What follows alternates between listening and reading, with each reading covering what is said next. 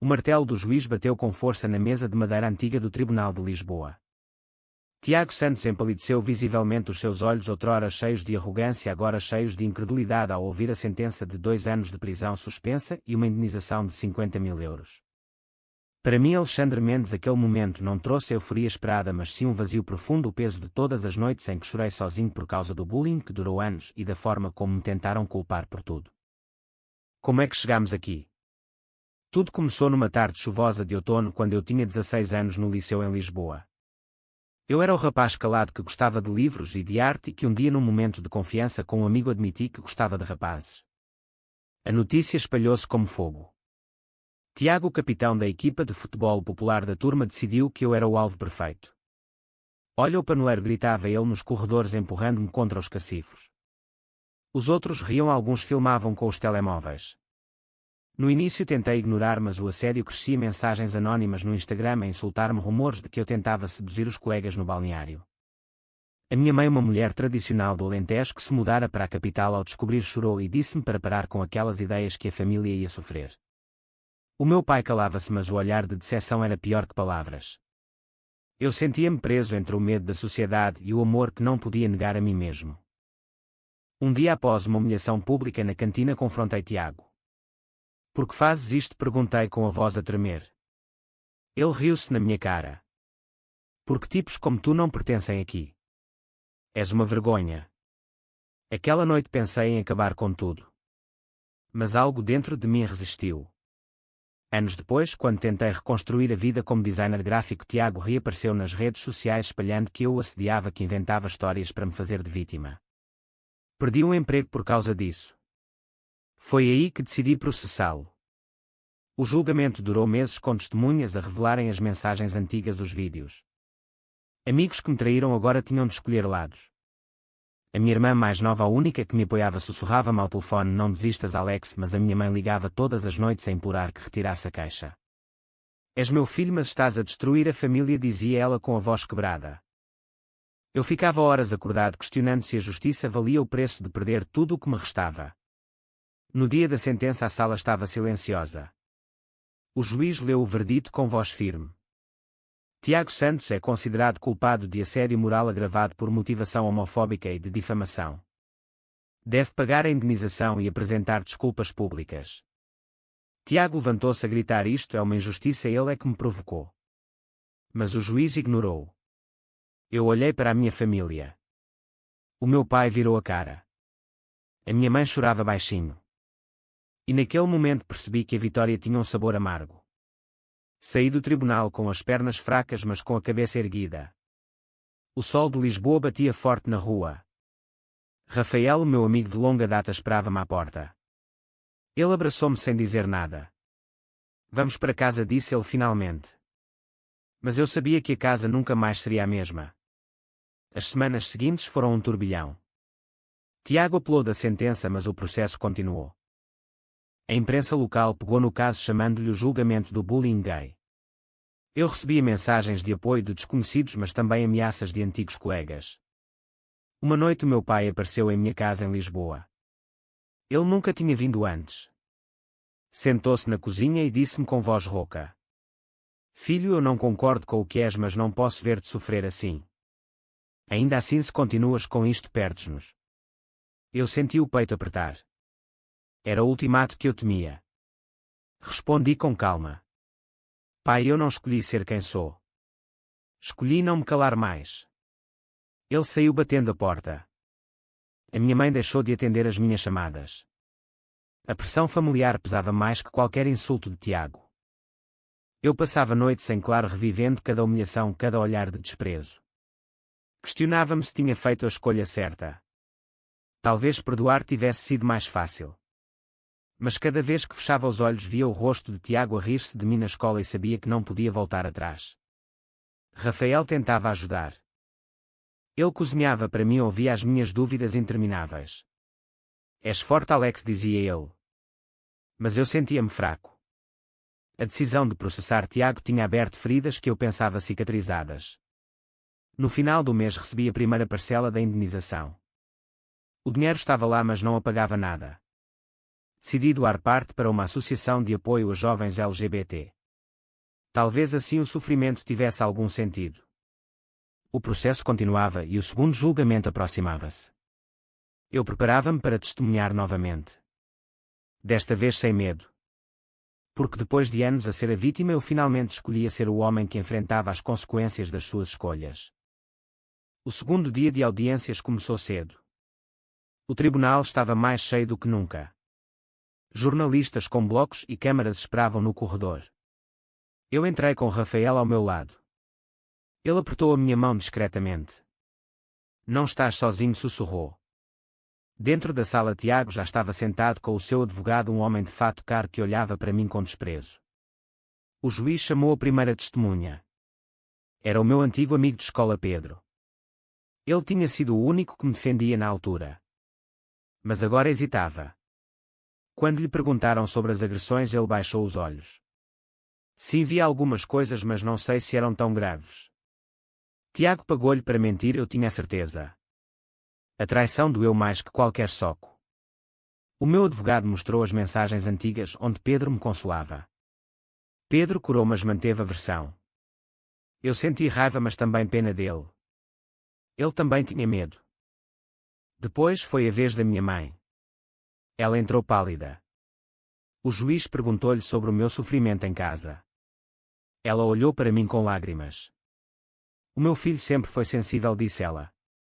Mas trazer isto a público só piorou as coisas. A família está dividida por causa dele. O advogado de Tiago sorriu. A senhora acha que o seu filho provocou o assédio? A minha mãe hesitou. Talvez se ele fosse mais discreto. Eu senti o mundo girar. A própria mãe a culpar-me. Rafael segurou o meu braço para eu não cair. O intervalo foi curto. No corredor o meu pai esperava. Ele puxou-me para um canto. Para com isto agora. A tua mãe está destroçada. Eu respondi firme. Não posso, pai. Isto não é só por mim, é por todos os rapazes como eu. Ele abanou a cabeça e afastou-se. A tarde trouxe mais testemunhas. Um antigo professor confirmou o bullying. Mostrou relatórios da escola que tinham sido ignorados. Tiago levantou-se a protestar. Mentiras, tudo mentiras. Ele é que me seguia. O juiz mandou-o sentar. Eu testemunhei por último. Contei tudo com voz clara. Os insultos, os empurrões, as noites sem dormir. O medo constante de ser descoberto. Quando cheguei à parte da culpa invertida, a sala ficou em silêncio. Tiago espalhou que eu o assediava para encobrir o passado. Perdi amigos, emprego, respeito. Mas o pior foi perder a minha família. O juiz tomou notas.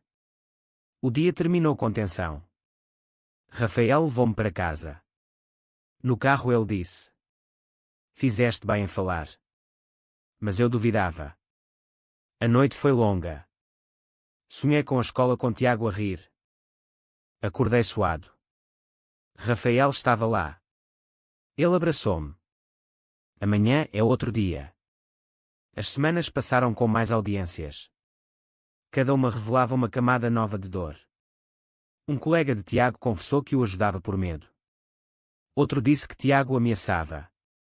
A pressão social pesava. Em Portugal, apesar de ser um país aberto, ainda havia bolsões de preconceito. A minha irmã ligou-me uma noite. Estou orgulhosa de ti, mas a mãe não para de chorar. Eu respondi. Eu também choro, mas por razões diferentes. Decidi visitar a associação LGBT. Lá conheci jovens que passavam pelo mesmo. Um rapaz de 17 anos contou a sua história. Parecia-me a mim. Dei-lhe o meu contacto. Talvez ajudar os outros desse sentido ao meu sofrimento. O processo aproximava-se do fim. O meu advogado estava confiante. Temos provas suficientes. Mas eu sabia que a verdadeira batalha era interna. A escolha entre justiça e paz familiar. Eu escolhi justiça, mas o preço era alto. Rafael tornou-se mais presente. Ele cozinhava, ouvia ou simplesmente ficava ao meu lado. Uma noite confessou. Gosto de ti, Alex, desde o início. Eu sorri pela primeira vez em semanas. Também gosto de ti. Mas não queria apressar nada. O drama ainda não tinha acabado. O verdito final estava para breve. Eu preparava-me para o que viesse. Porque depois de anos calado eu finalmente encontrava a minha voz. A sala do tribunal parecia menor no dia da sentença final. O juiz entrou com expressão séria. Todos se levantaram. Tiago estava nervoso mexendo as mãos. O seu advogado sussurrava-lhe palavras de conforto. Eu sentei-me entre o meu advogado e Rafael. O meu coração batia forte. O juiz resumiu o caso. Anos de assédio sistemático motivado por orientação sexual. Tentativa de inverter a culpa. Danos psicológicos comprovados por peritos. A família da vítima dividida, mas o direito prevalece. Fez uma pausa. Tiago Santos é condenado a pagar a indenização integral mais custas judiciais. Além disso, deve frequentar terapia antidiscriminação durante 1 ano. A sala explodiu em murmúrios. Tiago levantou-se a gritar injustiça. Vou apelar. O juiz bateu o martelo. Silêncio. O verdito é definitivo nesta instância. Eu fechei os olhos. Finalmente. Mas a vitória trouxe nova dor. No corredor a minha mãe esperava. Ela abraçou-me a chorar. Por que nos fazes isto? Eu respondi com voz baixa. Porque mereço viver sem medo, mãe. O meu pai não apareceu. A minha irmã mandou mensagem. Parabéns, irmão, mas a família está em pedaços. Rafael levou-me para o seu apartamento em Alfama. Lá preparamos um jantar simples. Conversamos horas. Ele contou a sua própria história de aceitação lenta. Os pais dele eram mais abertos, mas ainda assim houve lutas. Eu senti-me menos sozinho. Os dias seguintes foram de ajuste. Recebi o dinheiro, mas doei metade para a associação. O resto usei para terapia. O psicólogo ajudou-me a processar a culpa. Não és responsável pela reação da tua família, dizia ele. Tu escolheste a verdade. Tiago pagou, mas a sua vida mudou. Perdeu o emprego, amigos. Vi uma vez na rua. Ele baixou os olhos e desviou. Não senti prazer, só tristeza. A traição de Pedro doeu mais. Ele enviou mensagem a pedir desculpa. Eu não respondi. Algumas pontes queimam-se para sempre. A pressão social continuou. Alguns jornais chamaram-me vingativo. Outros herói. Eu ignorei. Concentrei-me no trabalho. O meu chefe apoiou-me. Até me deu um aumento. Rafael e eu começámos a namorar devagar. Passeios pelo Tejo, jantares em casa. Ele respeitava o meu ritmo. Uma noite no mirador de São Pedro de Alcântara ele disse: Estou orgulhoso de ti. Eu beijei pela primeira vez.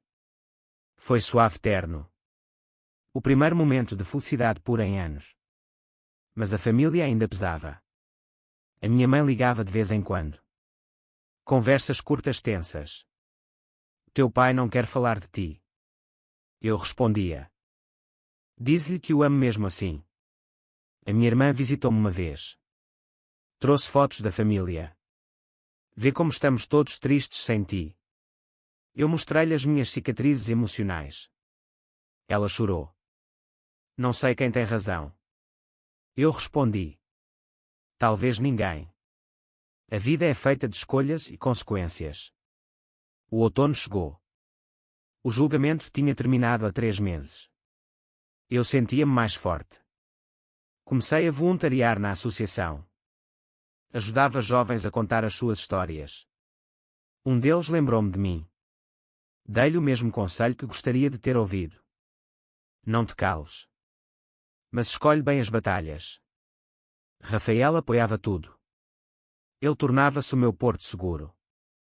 Uma noite propus-lhe uma viagem a Cascais. Ele aceitou feliz. No comboio conversámos sobre o futuro. Talvez um dia adotar uma criança. Sonhos pequenos, mas nossos. O mar em Cascais estava calmo. Caminhámos de mãos dadas sem medo. Pela primeira vez senti que a minha escolha valera a pena. Mas no fundo ainda questionava. A justiça curou-me ou só abriu novas feridas? O inverno trouxe frio e reflexões. A minha mãe enviou uma carta. Papel antigo, letra tremida. Filho, sinto a tua falta. Teu pai também, mas não admite. Talvez possamos tentar um almoço. Eu chorei ao ler. Mostrei a Rafael. Ele sorriu. Vai devagar. Eu respondi ao convite. Encontrámo-nos num restaurante neutro em Lisboa. A tensão era palpável. O meu pai mal olhava para mim. A mãe falava por ele. Falámos de coisas banais. O trabalho, o tempo. No fim, o meu pai disse: orgulho-me que tenhas lutado, mas não aceito o resto. Eu respondi: aceito, pai. Mas não vou mudar. Saímos sem abraços. O progresso era lento. Na associação o trabalho crescia. Organizei uma palestra sobre bullying. Tiago não apareceu, mas ouvi que ele fazia terapia. Talvez mudasse. Eu desejava-lhe paz, não vingança. Rafael e eu aprofundávamos a relação. Fomos passar o Natal juntos. Só nós dois em casa, com luzes e música. Ele deu-me um anel simples. Não é pedido de casamento, só promessa. Eu aceitei com lágrimas. A vida ganhava cor. Mas o passado não desaparecia. Um antigo colega de Tiago contactou-me. Queria pedir desculpas em nome do grupo. Eu aceitei o encontro. Ele chorou. Nós éramos miúdos estúpidos. Eu perdoei, mas não esqueci. A escolha de perdoar era minha. O meu terapeuta elogiou o progresso. Estás a equilibrar justiça e compaixão. Eu sentia-me mais leve. A primavera chegou. A minha irmã casou. Fui convidado. A igreja estava cheia. Sentei-me atrás. A mãe sorriu-me de longe. Depois da cerimónia conversamos. O teu pai está a amolecer, disse ela. Talvez um dia. Eu abracei-a. Era o suficiente. Rafael esperava-me fora. Fomos passear no parque. Ele perguntou: estás bem? Sim, respondi. Pela primeira vez, sim. O trabalho florescia. Recebi um prémio por um projeto sobre inclusão. Dediquei-o a todas as vítimas de bullying. A imprensa voltou. Desta vez positiva. Eu dei entrevistas com calma. Não sou herói, só um homem que escolheu não se calar. Tiago viu uma. Enviou mensagem. Parabéns. Nada mais. Eu respondi obrigado. O ciclo quebrava-se devagar. O verão trouxe calor e paz. Rafael e eu planeámos férias. Uma semana na praia. O mar curava. Caminhávamos de mãos dadas. As pessoas olhavam, mas sorriam. Lisboa mudava. Portugal mudava. Eu mudava. Mas as perguntas permaneciam. A minha escolha destruiu ou reconstruiu? Eu escolhi acreditar na segunda. O outono voltou um ano depois do veredito. Eu estava diferente. Mais confiante, mais inteiro. A família ainda dividida, mas com pontos frágeis. O meu pai ligou uma vez. Falámos 10 minutos sem gritos. Progresso. A mãe visitava-me de vez em quando. Trouxe bolo caseiro. Conversávamos sobre tudo menos o passado. Rafael e eu vivíamos juntos agora. O apartamento enchia-se de risos e plantas. Ele ensinava-me a cozinhar. Eu ensinava-o a desenhar. A vida simples era bela. Na associação lancei um projeto novo. Apoio psicológico para vítimas de homofobia. O rapaz que ajudei antes agora voluntariava comigo. Ele disse-me: tu salvaste-me. Eu respondi: tu salvaste a ti mesmo. O círculo fechava-se. Tiago cumpriu a pena. Ouvi que mudou de cidade. Talvez recomeçasse. Eu desejava-lhe bem. O ódio já não habitava em mim. Uma tarde no Tejo, Rafael parou. Olhou-me nos olhos. Quero casar contigo um dia. Eu sorri. Sim. Quando estivermos prontos. O beijo foi longo. O sol punha-se dourado. A felicidade chegava devagar, mas chegava. Eu refletia sobre o preço. Perdi família, parte da inocência. Ganhei voz, amor a mim mesmo. Valeu a pena? A pergunta ficava. A justiça foi o caminho certo ou o perdão teria curado mais depressa? Eu não tinha resposta absoluta. Talvez ambas fossem válidas dependendo do coração. Mas para mim a escolha foi esta. E eu vivia com ela. No fim do dia deitamos-nos no sofá. Rafaela adormeceu no meu ombro. Eu olhei pela janela para as luzes de Lisboa. A cidade que me viu cair e levantar. Eu sorri. O futuro era nosso. E o passado já não controlava. A vida continuava com todas as suas contradições. E eu estava em paz. Foi justo o juiz condenar o agressor a pagar pelos anos de bullying ou o verdadeiro caminho seria o perdão para quebrar o ciclo de dor? Verdadeiro ou falso?